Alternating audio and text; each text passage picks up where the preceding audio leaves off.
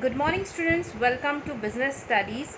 You know that we are going with Unit 5th, that is organizing. In last video, we have seen what is functional structure. So you know that there are two types of organizational structure. One is functional structure and the second one is divisional structure. So today we are going to go ahead with divisional structure. Divisional structure means when the jobs which are related to one product are being grouped under one department or one section or one unit is termed as divisional structure. That means if a company is producing four types of product, okay, we can say production of footwears, production of cosmetics, production of chemical whatever, or production of textiles. So these are the four lines of organization. So there will be four divisions or four departments. That means the department is being done according to the products. The departmental structure is being accepted by the organization which are producing more than one product. So this type of structure is suitable for a large organization which have a various product lines or several products. So they can make a department according to their products. So under this method, a separate department is created for each major products. So each department, after doing a department, each department is headed by a product manager and who has to carry out all the functional activities like production, we can say purchase, or we can say finance. Okay, so this is taken care by the production manager. So one department like cosmetic department, the other one is footwear department.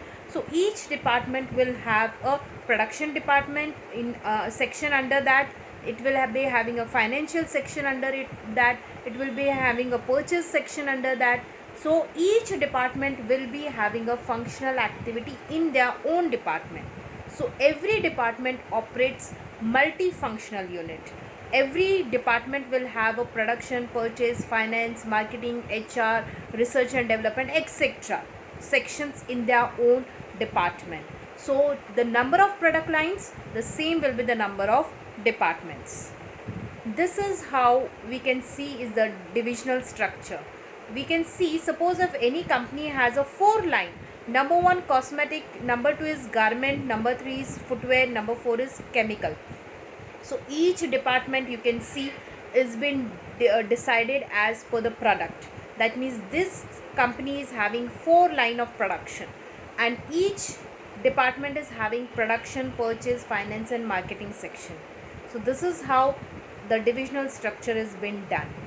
Let us see suitability of divisional structure. Which company is suitable for this divisional structure? This structure is suitable for the organization who is producing multi products, or we can say different line of products are there. I have shown you four, maybe company are producing more than four. So, and even the growing company which intend that in future they will add more lines to their company, like here we have seen four products, or so maybe the fifth one can be added here, or maybe the sixth one can be added. So the company who think about expansion in future, growth in future, should go for divisional structure. Now what are the advantages of this divisional structure? Number one, we can see product specialization.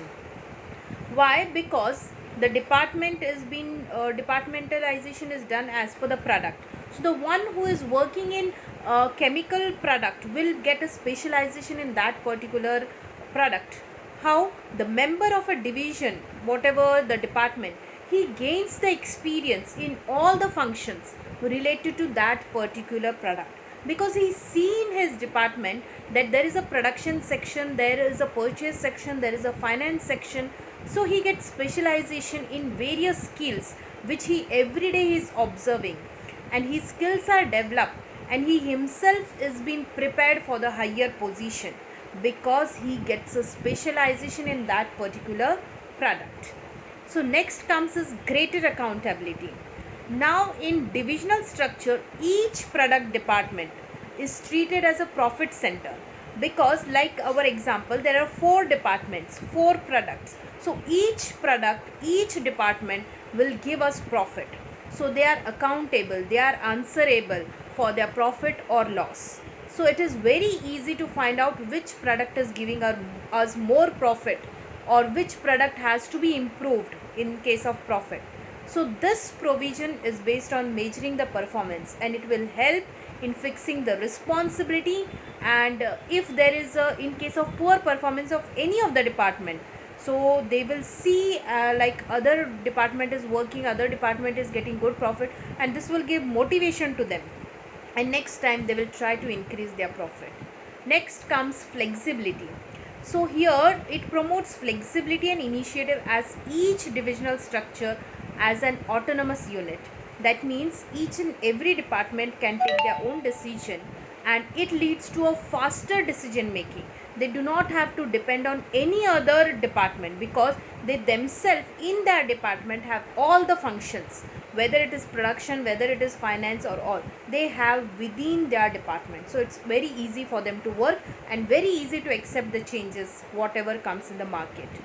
Next comes expansion and growth. Now it is very easy for the very easy for the organization to grow, okay, because even if they grow and they add a new line, or they want to add a new department, so it will not disturb all other existing operation or existing department. It will not interrupt any of them.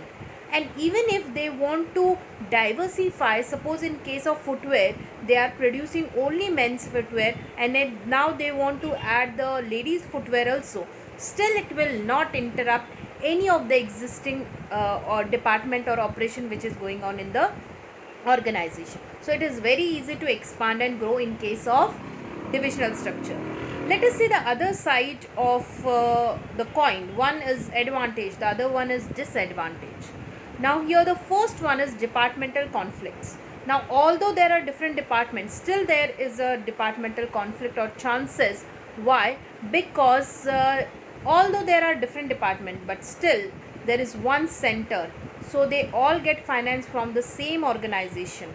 So maybe related to getting the allocation of the fund, getting the finance, maybe a conflict reason, or maybe cost of the other department, or giving them more facility. So there are more internal matters on which the department conflicts can take place.